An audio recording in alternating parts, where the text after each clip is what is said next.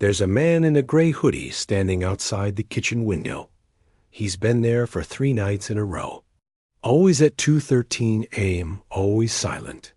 Amanda's therapist says it's her PTSD playing tricks again, that she's safe, that the trauma from last year is still working its way through her nervous system.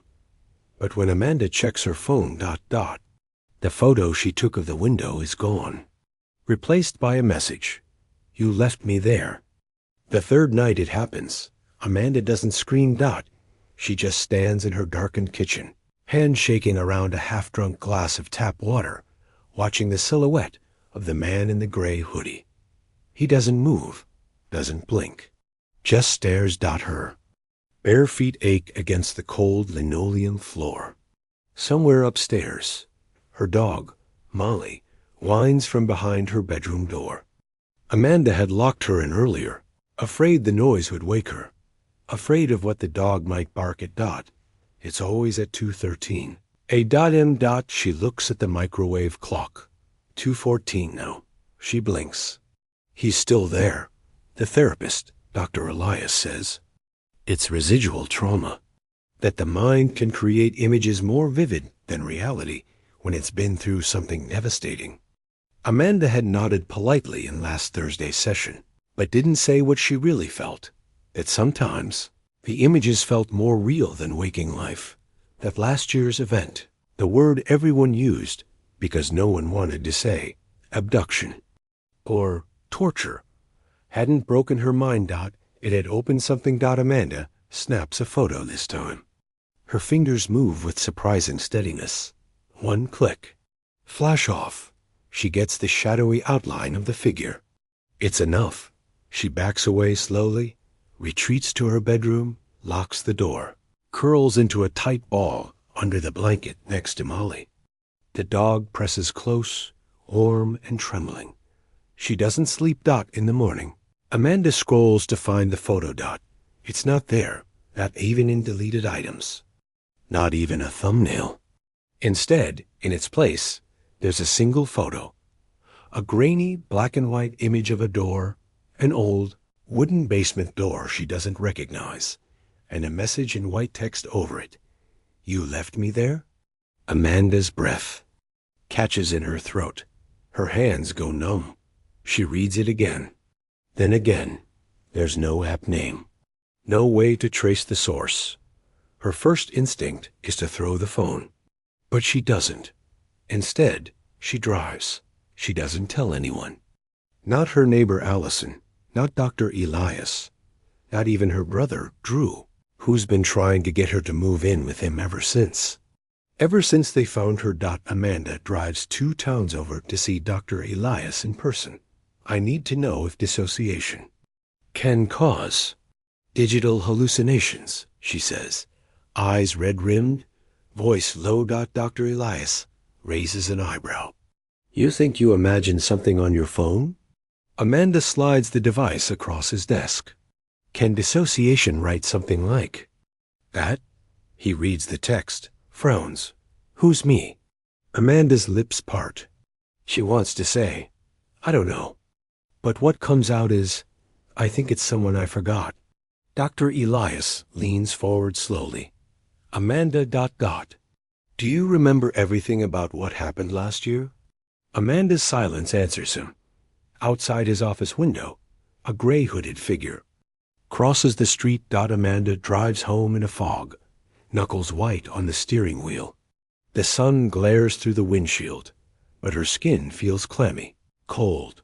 She barely notices the familiar landmarks, the rusted water tower, the tiny gas station, with the broken E in open. Her mind is somewhere else, somewhere darker, somewhere underground. The wooden door in the photo. She's never seen it before. Not in real life, but it feels familiar, like a face from a dream she's had too many times to remember. Not in the grain, every splintered edge stirs something deep inside her. A sense of being watched. Not just watched, waited for.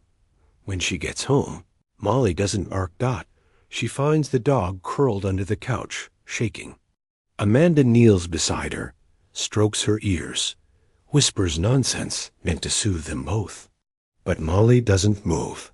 That night, Amanda doesn't go near the kitchen. She tapes the curtains shut, puts duct tape across the seams for good measure, turns every light on in the house. 2:13 a.m. comes and goes. No sound. No shadow. But at 3:41 a.m., Amanda jolts upright in bed to a dull, echoing thump from below. The basement. She hasn't opened that door in 6 months. The police told her nothing was there, that the case was closed, that her captor, Daniel Kressler, her coworker from HR with no criminal record, had been caught, fleeing across state lines with stolen IDs and a hard drive full of videos. He'll never see daylight again, they'd said, but Amanda never told them about the second man, the one who was always below, the one she heard breathing through the floorboards. The thump comes, again, this time followed by something worse. A voice. It's faint, male, distorted by wood and dust. But the words are unmistakable. Why did you leave me? Amanda can't move, not until morning. She waits until the sun creeps over the horizon, until the light seems solid enough to hold her together. Then she opens the basement door. Dust dances in the slats of sunlight. The bulb at the top of the stairs flickers once, then dies. The air smells like rust and something older, like wet soil and forgotten time. Each step down feels like sinking through memory. The concrete floor is cold beneath her socks. Nothing looks disturbed. The old furnace hums. Shelves stacked with boxes of high school yearbooks and holiday decorations line the walls. But when she moves to the far side of the room, she notices something behind the water heater, a seam in the wall she's never seen before. She pushes. It gives slightly. There's something behind it. Another thump. This one right behind the panel. Amanda falls back, heart pounding, eyes wide, and then a whisper, so close she feels it on her skin. You were there with me. She runs back upstairs into the daylight. She locks every door and window. She calls Dr. Elias. I think I left someone behind, she says, voice barely above a breath. Doctor. Elias is silent for a beat. Then, Amanda. Before we go further, I need to ask you something difficult. She braces herself. Are you absolutely sure you were the only victim? Amanda doesn't answer right away. She's sitting in the middle of her living room floor, still clutching the phone, as if Dr. Elias's voice might somehow protect her. Molly is silent beside her, ears flat. Outside, the afternoon light bleeds across the walls like it's trying to hold something at bay. I was the only one they found, she finally says. Dr. Elias's voice is steady, but low. That's not what I asked. Amanda swallows hard. I don't know. I didn't. I wasn't always conscious. I remember sounds, crying, breathing, sometimes talking. I thought maybe it was just him, the one they caught, Daniel Kressler. Yes, she doesn't mention the voice from last night, or the basement panel. Not yet. Could it be possible?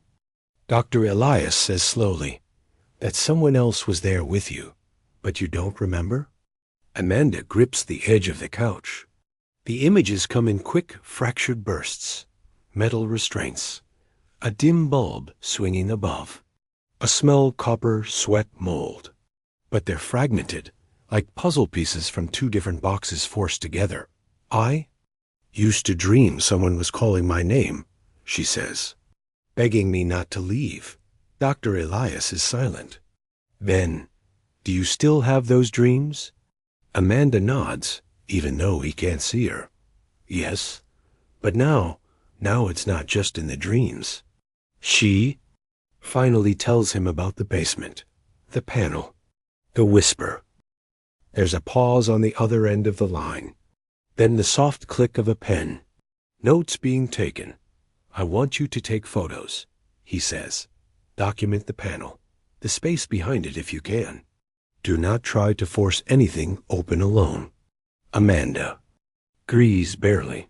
She hangs up, then just sits there until the light outside fades again and the shadows start to stretch. That night, Amanda doesn't go to bed. She sits on the top stair, flashlight in one hand, phone in the other. At 2:13 a.m., she watches the basement door. It stays closed. But at 3:41 a.m., just like the night before, the thump comes again. This time, Amanda doesn't run. She forces herself down the stairs, one at a time. A flashlight beam trembles in her grip. She edges toward the panel behind the water heater. She presses. It gives. A crack appears. A breath of colder air spills out, damp and foul. Amanda pushes harder. The panel swings open. Behind it is a crawl space. Narrow. Dirt floor. Cobwebs thick. As curtains. But at the back, maybe 10 feet in, she sees something. A door. Not a real one. Just wood, old and warped, leaning against a concrete wall. But it's the same door from the photo. Amanda steps inside. Crouches. The flashlight flickers. She reaches the door and touches the handle.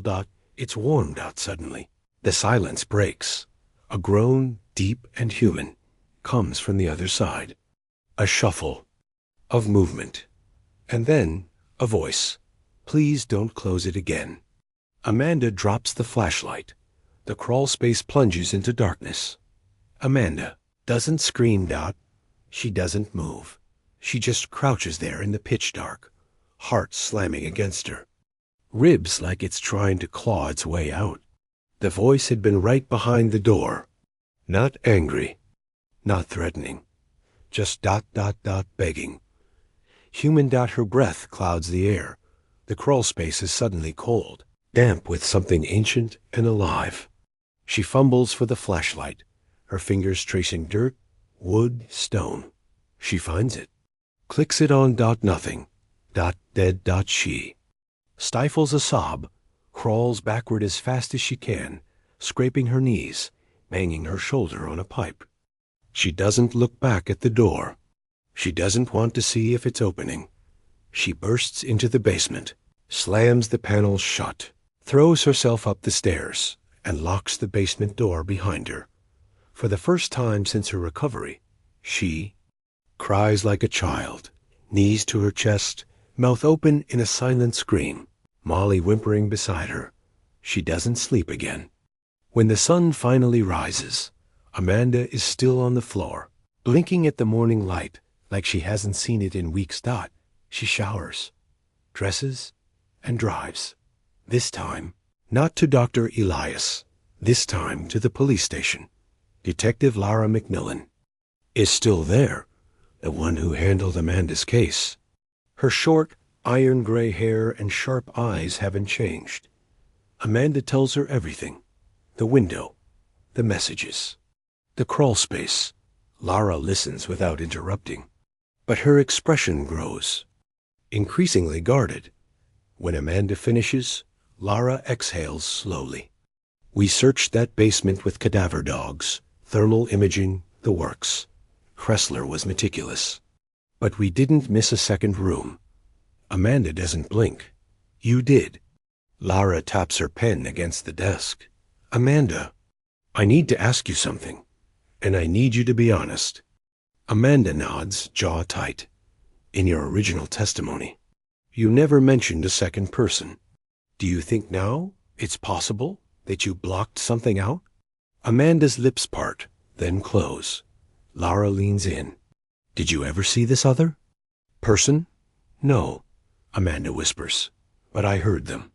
I thought it was Kressler at the time, but the voice, it's not his.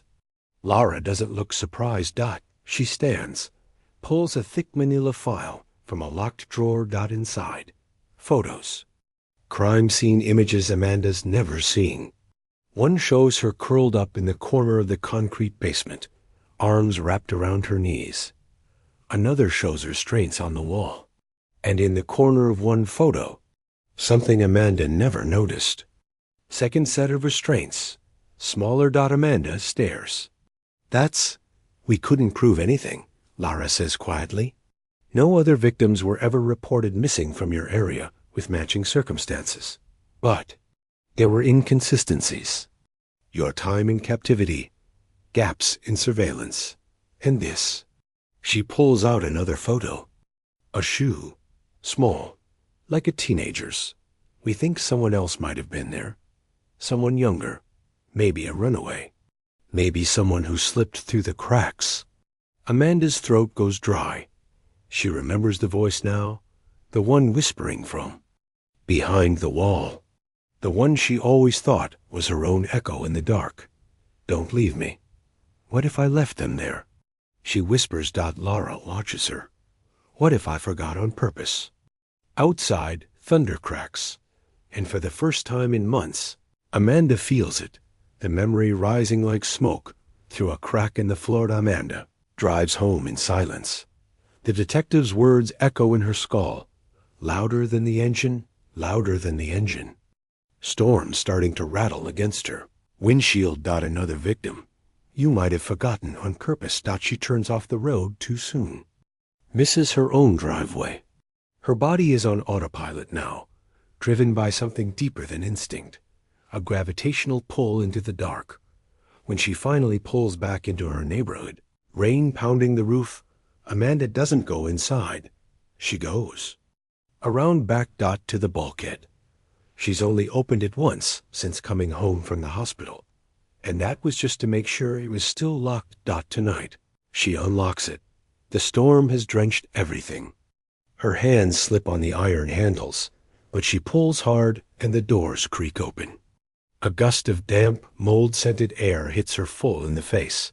Amanda doesn't hesitate. She descends the steps barefoot, water slapping at her ankles. The flashlight is fresh now, new batteries. She keeps it low, sweeping the concrete. The basement hums with the sound of the storm above. She crosses to the panel behind the water heater. Kneels, pushes. This time, she brings tools, a crowbar, gloves, rope. She opens the panel, slides in, faces the crawl space. The door is still there. Slightly ajar. Amanda crawls toward it, body tense, jaw clenched, flashlight beam trembling. The mud sucks at her hands and knees. When she reaches the door, she doesn't touch the handle. She listens. Nothing. Then, as if triggered by her heartbeat, a breath. Close. You remember now. The voice is male, young, maybe 16. 18 at most. Amanda freezes. Her lips move, but no sound comes out. The door creaks open on its own. Behind it, a room no one should have been able to build. 6 feet by 6. Concrete walls. Scratches in the stone. A bucket in the corner. A stained mattress. And on the wall, etched with something sharp, a +M equals survivors. Amanda's knees buckle. Her flashlight catches the edge of a duffel bag tucked behind the mattress. She opens it with shaking hands. Inside, a hoodie, gray, a wallet, and a photo. 2 people, her ... and a boy, shoulder to shoulder, smiling, in a park she doesn't recognize. Amanda drops the bag. Memories come in flashes now, uncontrolled. A cracked voice calling her name in the dark. 2 bodies sharing. A blanket, curled for warmth. A boy pressing his wrist against hers, whispering, "If one of us gets out, the other waits." And the worst, Amanda stumbling out the hidden exit ... alone. She had left him. She was found 2 days later on the side of a highway, barefoot, covered in dirt, speaking nonsense. Her medical report said, severe dissociative fugue state. The trauma had erased him. Amanda falls to her knees. The voice comes again, softer now. You promised. She looks up. Across the room, the shadows shift, and from the far corner, something moves. A figure, thin, hooded, face still hidden. Amanda whispers, What's your name? But the figure doesn't answer, because behind her, in the crawl space, a new voice speaks. Don't trust him. Amanda spins around, heart thudding so violently she can barely hear over the rush of blood in her ears. The crawl space behind her is empty. Just the flicker of the flashlight bouncing off dirt and stone. But she heard it. Another voice, a different voice, lower, calmer, calculated. Don't trust him. She whips back toward the boy in the gray hoodie, or what she thinks is a boy. He hasn't moved. He's still in the shadows of the hidden room, head down, face unseen. Amanda takes a shaky step forward, the duffel bag half sipped at her feet. Need to know your name, she says. No response, but the message carved into the wall. A +M equals survivors taunts her like a fingerprint. She should have recognized long ago.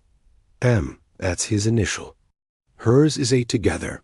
They survived, didn't they? She steps further in. The boy lifts his head, and suddenly Amanda can't breathe, because it's her face. Paler, younger, gaunter, but unmistakably hers. From over a year ago. Before she was found. Before therapy and clean sheets and recovery. The eyes are different, though. Lifeless, hollow, like no one's home. Amanda stumbles back, crashing into the crawlspace wall. I don't understand. The figure speaks for the first time. I'm what you left behind. The voice isn't just familiar. It's exactly hers. Not an imitation. Not distorted. A perfect echo. Amanda's knees buckle. You're not real, she whispers. You're a projection. Dissociation. I'm under stress, and this is my brain creating a helic. No, the voice says. You're the hallucination. Amanda's flashlight flickers violently. The room bends. The walls seem to flex, like lungs pulling breath from dirt. The boy, her, tilts his head. Do you remember what you did to him? The echo voice asks. Amanda shakes her head, tears blinding her. I tried to save him. You left him. You forgot him. I didn't know. You chose not to know. Something cracks behind her. She spins again. The crawlspace wall has split, revealing another sliver of space. Narrower, darker. Inside, scribbles.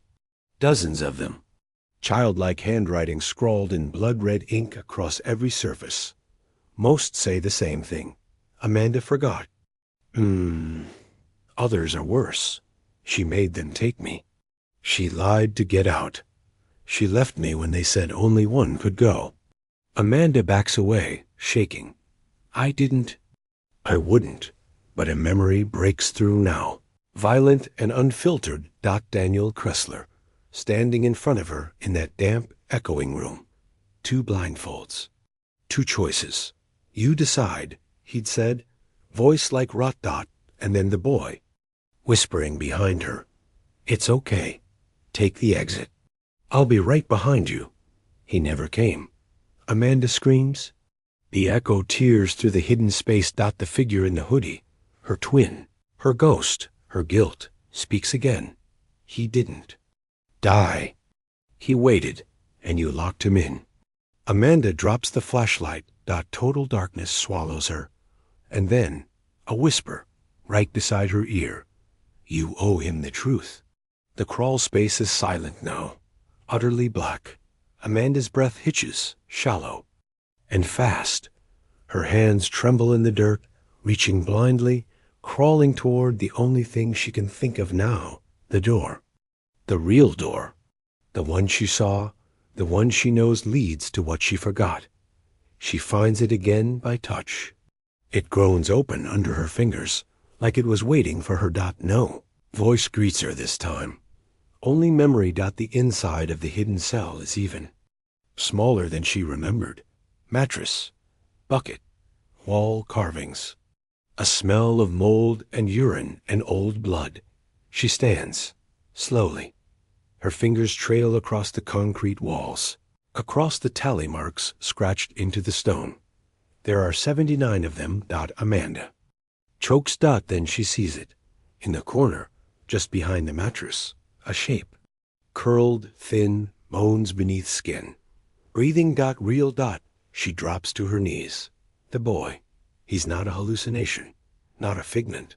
He's a live Dot, and his eyes flutter open. Gray, clouded, but aware. Amanda stares, hand to her mouth. Oh my God, Dot, Dot. He looks at her like someone seeing light for the first time. He tries to speak. His voice cracks, barely audible. Dot, Dot, Dot, Amanda? She nods through the tears. Yes, it's me. I'm here. I came back. He swallows. His lips are cracked, bleeding. You left me, Dot, Dot. I didn't remember, she says. They told me I was alone, that no one else was there. I forgot. No, Dot, Dot, do chose. She freezes. The memories flood in like a tidal wave now, full and complete. Kressler, giving her a choice. 2 kids. 1 freedom. You or him, he'd said. Decide. She had begged, pleaded, screamed. And then she had lied. Dot. She told Kressler the boy had tried to escape, that he'd attacked her. She cried as she said it. And Kressler? He smiled. Amanda was given a coat, a sandwich, a car ride to the highway. The boy was locked in the wall. She sobs, falling to the floor. I was trying to survive. I didn't know what else to do. I thought if I got out, I could help you. But when they found me, I couldn't remember anything. Not your name. Not even your face. He watches her. UNMOVING. Dot. She crawls closer. Remember now, your name is Miles. His eyes close. A tear slips down his cheek. Yes. She grabs his hand. Cold. So cold. I'm getting you out, right now. She wraps him in the hoodie from the duffel bag, hoists him into her arms. He's light, too light, bones and trauma. She crawls back through the crawl space, pulling him with her inch by inch until they burst into the basement. She calls 911, screaming into the phone until sirens flood the street. 2 days later, Amanda sits in the hospital beside Miles's bed. He's stable, alive. Barely. The media is a frenzy. The police are reopening the case, looking into Kressler's. Full list of victims. Amanda gives them everything. She tells the truth. All of it. Even what she did, Dr. Elias visits. So does Detective McMillan. Neither judge her. They just watch her. Because Amanda isn't a victim anymore. She's a witness, a survivor, and a traitor. Miles lives. And when he finally turns his head to look at her, truly look, he says only one thing. I waited. Amanda breaks, because she knows what he doesn't say. You shouldn't have made me.